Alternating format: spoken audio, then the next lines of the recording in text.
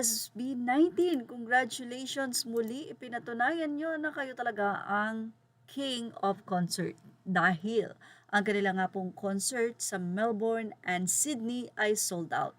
Mula sa eTalent International Full House Tonight Sydney, SB19 Live in Sydney has officially reached full capacity and the energy is off the charts. Thank you Sydney 18 for showing up in a big way. Yes, sold out din po. Mas accurate pa, sold out ang nasabi nga pong concert sa Sydney. Samantala, ibinahagi naman ng mga 18 fans sa Australia ang kanila nga pong napakasayang feeling dahil nga po nakita nila ang SB19. Narito naman ang isang muling nominasyon. Tinanong ng isang fan kung ano nga ba ang nominasyon na ito, na tila ito po ay Korea nomination, GFCA First Global Rookie of the Year lineup.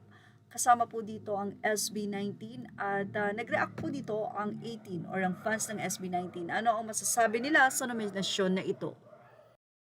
Ayon sa kanila, better save your money 18 for our Mahalimas homecoming concert. Sila ang payamanin natin. They deserve all the support we can give them. We know na di rookie ang SB19. Focus more tayo sa kanila.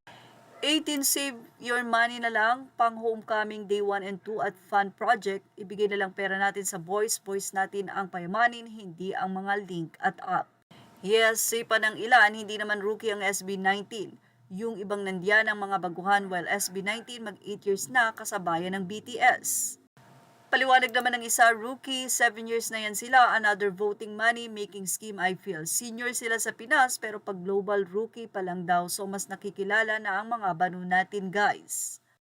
Anyway, narito pa ang naging say ng ilan pang fans. Sabi nila, baka gagatasan lang ang fandom natin, wag na lang gastusan yan cups, mas maigi pang mag-ipon for homecoming con.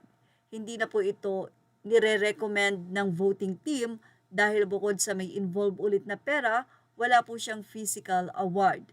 Congratulatory ads lang po ang prize na makukuha, ipunin nyo na lang ang pera nyo pang homecoming. Anyway, may point naman ng mga fans pero kung sakaling ito ay makakapag-add naman sa pagkakakilala sa kanila globally, why not? Pero syempre, ang fans pa rin ang magdedesisyon yan.